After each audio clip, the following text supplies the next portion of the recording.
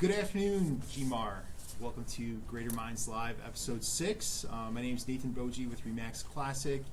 I am chair of the Tech Committee and a member of the Grievance Committee.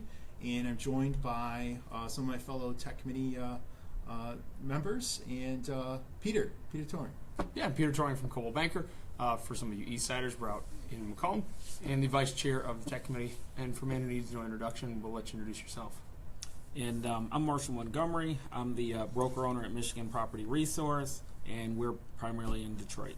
So representing the boutique side of things. That's right. And Marshall, how long have you been in business for? I've been in business since 2012, and so yeah, I've been out for a while. Awesome. Very, very cool. And you have a bit of a specialized business, I think, right? I do. We primarily, work with investors, and we take them from the point of choosing the right property to getting the property rehabbed, which our firm takes care of also, and then finding tenants for them.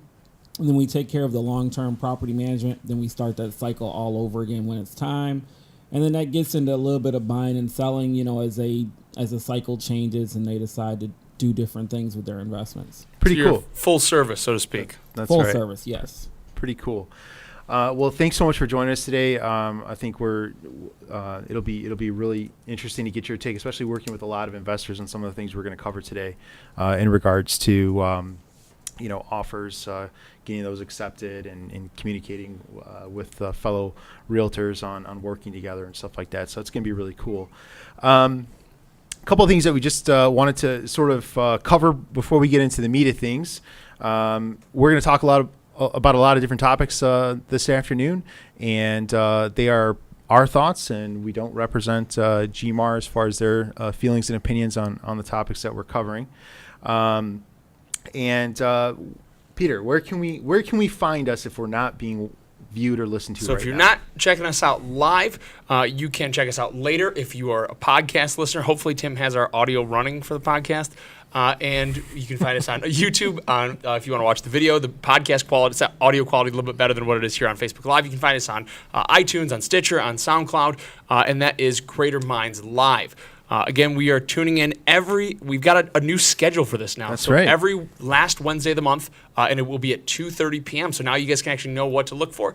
And just a little plug, Vicky from GMAR, the head honcho, if you will be on next month. Yep, and next then the month month after that, we will be having a little bit of a social media panel discussion, going through personal pages, going through engagement, a couple of topics that obviously are pretty hot. Yeah. Basically, what's really successful? What are some of the simple things that you may not even be thinking about to gain some success on the social media platforms? I mean, it's such a big part of our business today. I mean, at the end of the day, we're marketers, and marketing is just more than mailers and billboards and in TV and radio advertisements. I mean, a big chunk of it is social media today. So, for those of us that might be really good at it, this might be a little bit of a reminder. And for those of us that might not be so good at it, this will maybe give you a little bit of a foundation to get started on. So hope you tune in, and that'll be in June. One of the things, I don't know if we mentioned this or not, we are broadcasting from the very first time from GMAR's new office. It kind of goes into our GMAR business here.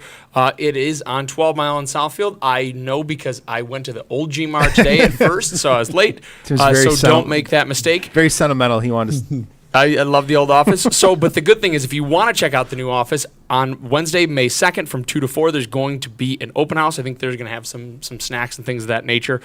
They did, for the first time, celebrate the Fair Housing Act 50th anniversary. They had 200 people down here. So that's pretty cool as well. And our own Jamie Idice was on Channel 7. I don't know if we've got that footage available that we can. Okay, no footage yet, but we'll keep an eye out for that.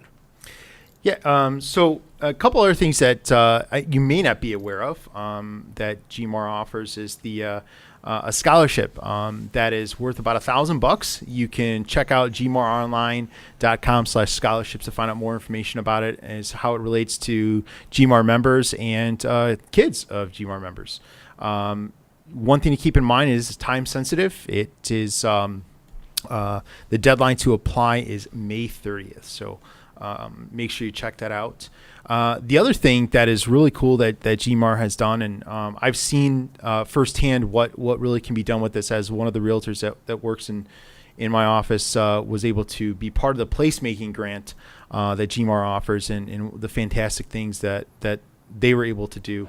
So if you're interested in finding out more about the GMAR placemaking grants and what it means to the communities here in southeastern Michigan, check out gmaronline.com/placemaking for all the information out there. Now, this one is super time sensitive. May 4th is the deadline, so that's coming up real fast. So get your submissions in. Yep. So very, very cool. I mean, we're realtors. We sell homes, which are a big part of communities, and whether we realize it or not, our work is a big community effort. So this is a great way to give back to the places you work in, and a great way to bring value to your community. Obviously, being a with the fantastic reputation that we enjoy throughout the community. I think we're right with used car salesmen.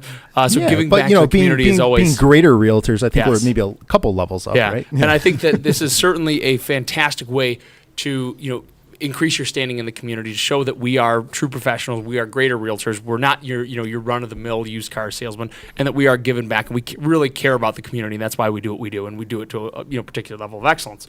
And speaking of that, we're having some tough times getting our buyers, especially, I'm sure a lot of us are, swamped with buyers. They're eating up all of our time left and right. And part of that is because we cannot seem to get offers accepted. Yeah, absolutely. I mean, you're facing a couple of challenges. One, inventory is super low. So you have a lot of buyers looking at the same houses, and therefore there ends up being a lot of offers being submitted. And sometimes the highest price isn't the the home run that we think it's going to be. It's a lot of the other pieces that are in place, that comes along with the offer, such as different terms and timelines and things like that are important to really nail down to have some success on those offers. One thing I would really be interested in hearing about, Marshall, would be from the investor standpoint. I mean, I know they're looking at properties in a much different perspective than someone that's going to move into it and live in it and make a home in it. It's a business for them. So what are some of the things you're seeing as far as challenges, and how are you overcoming them and getting their offers accepted? Well, we used to have a problem with them always submitting lowball offers sometimes. Now it's more or less coming into like, okay, we've got this asset here. They typically will come up with their own individual number based upon what we think the rents are going to be in the area, and based upon, trying to stay within the market. A lot of them right now aren't taking too many chances on a lot of the lower end properties. So, on average in Detroit, I mean, you're looking at now $30,000 to $50,000 homes.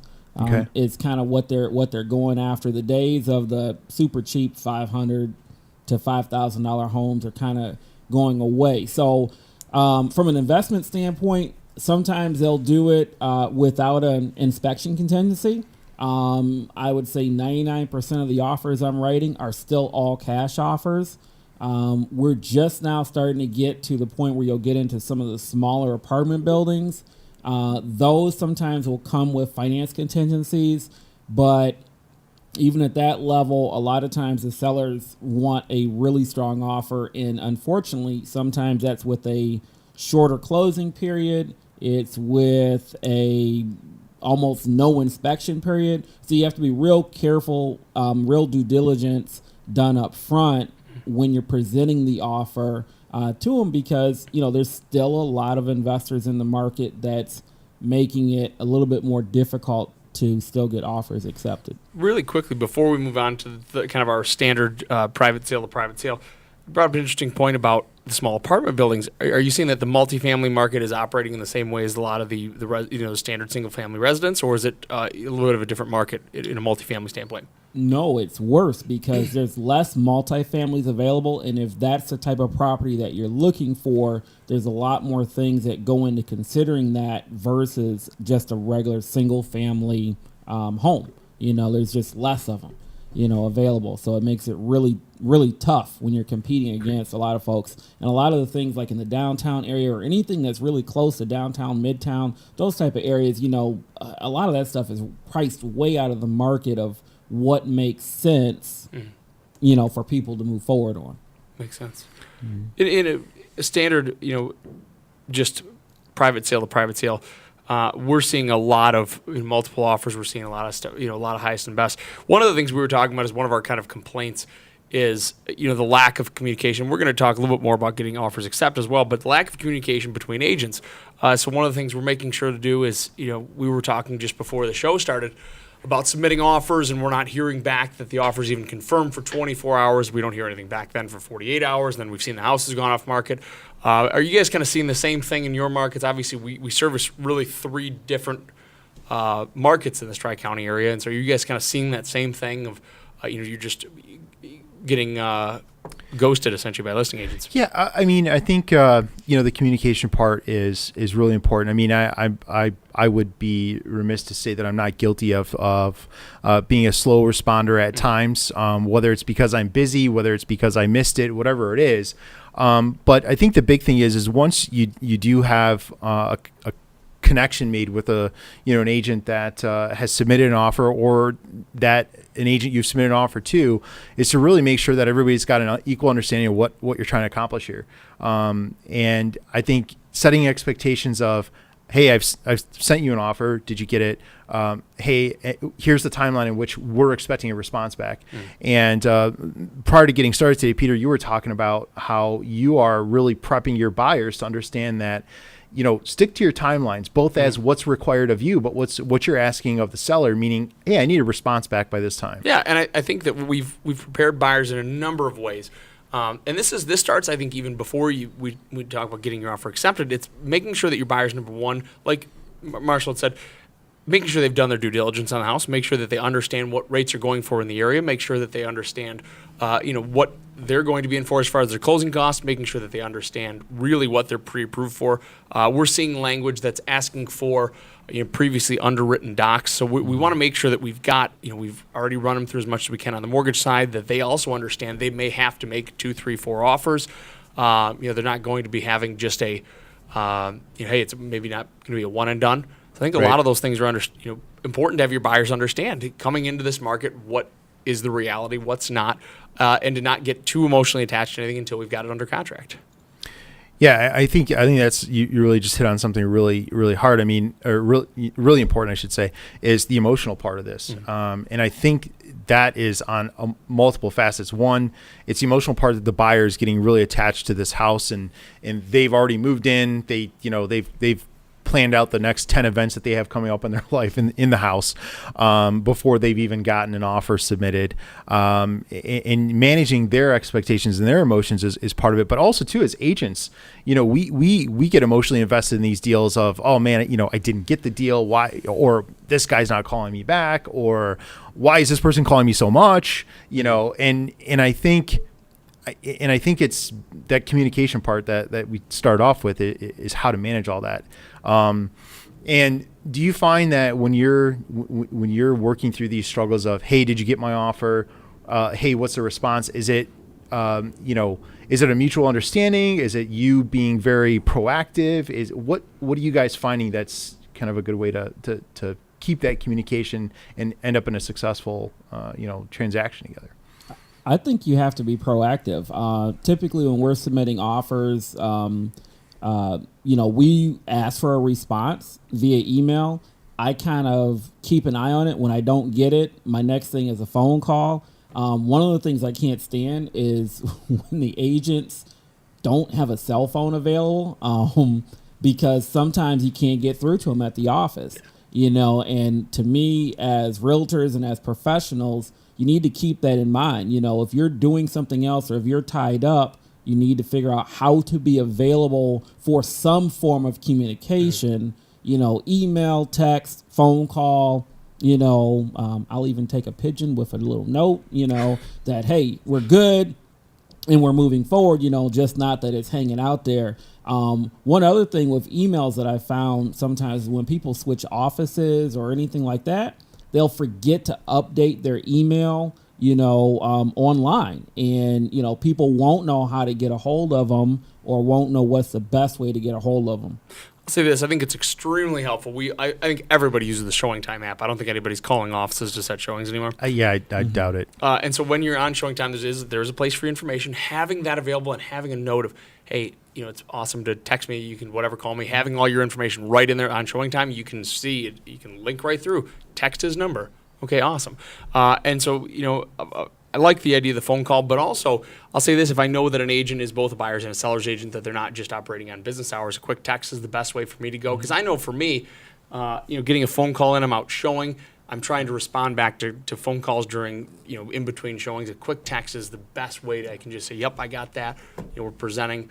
And that's, I think, the easiest way. And I also think I do think is a bit on the discourteous side. If you have a cell phone, you're getting text messages, and you let that go for, a year to not get back to somebody, that I think is a great thing. But Actually, I think you bring up like a really interesting question, Peter, is what is the okay time frame to get back to somebody? I mean, that you feel comfortable. Like if you send somebody an email or a text or even left them a voicemail, like, are we talking they should call you back in an hour, like 5 hours, 24 hours?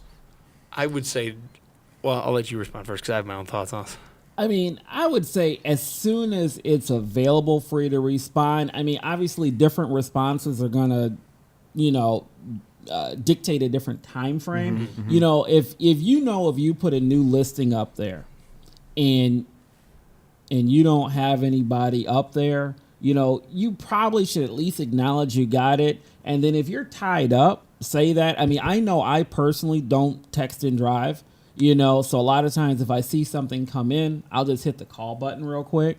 But I think that it's just being aware of what you're, So something that just makes sense. Being reasonable. Being reasonable. I think too, there have been, times I know that I've been, have not been great on. If it's something that maybe I'm working on or something that, somebody says, hey, do you have this for me? If I'm working on it, sometimes I'd rather respond with like, hey, I've got this for you now, instead of, hey, I'll get it. And then it's, but I try and respond to text within an hour is what I try and do.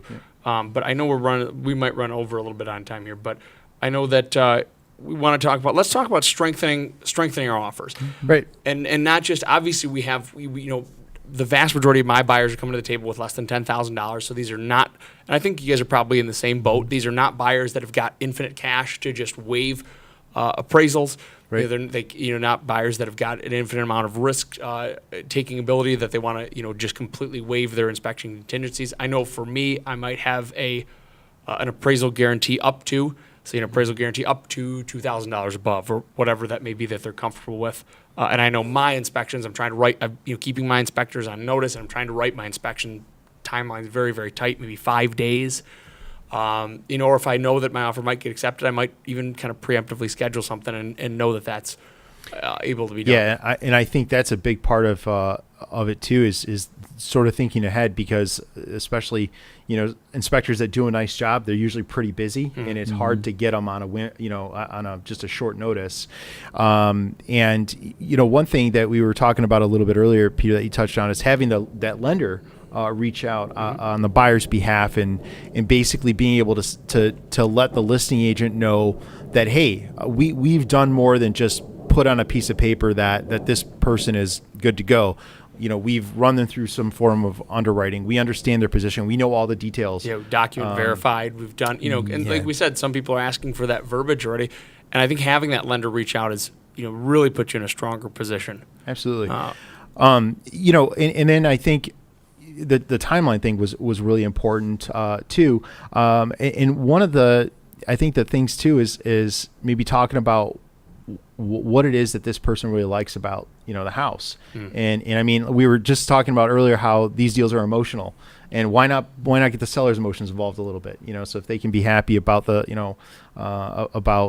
home going to somebody that's going to appreciate it like they did. I mean, I think that's a good way to go too. I will say this: I am very careful with this being Fair Housing Month. Yep, I am very careful. And I know a lot of agents don't think about this, but I am very careful to scrub the letters that we submit to make sure that they're not saying, "Oh, this is a great place to raise my kids." Now that's a fair housing violation. Yeah, so we try and keep it to the desirable aspects. It's more or less, of the neighborhood love the kitchen. It's a chef's kitchen kind of thing. And maybe a little bit about themselves too. That if there's things that there's if they've got maybe a profession that they've got makes them a strong buyer, things like that they've got great income and they've got, so maybe boosting themselves a little bit there too, I think is helpful as well. Details letting the seller know that this person can perform quickly. There's no contingencies. They don't have a house to sell. They're not waiting for a lease to be released. All that kind of stuff I think is important to talk about to build that confidence. I think also finding out what's important to the seller.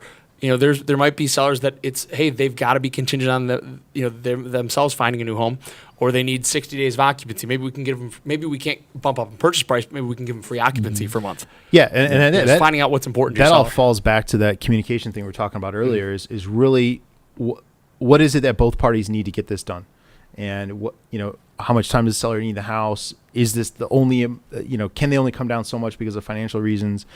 What's the buyer's timeline? Do they have contingencies? Are they approved? All that type of stuff is really important that the two agents involved, discuss and create a successful path for both parties. I think to wrap this up, I think the most important things, obviously, make your offer as strong as possible. Don't let your buyers come in and lowball.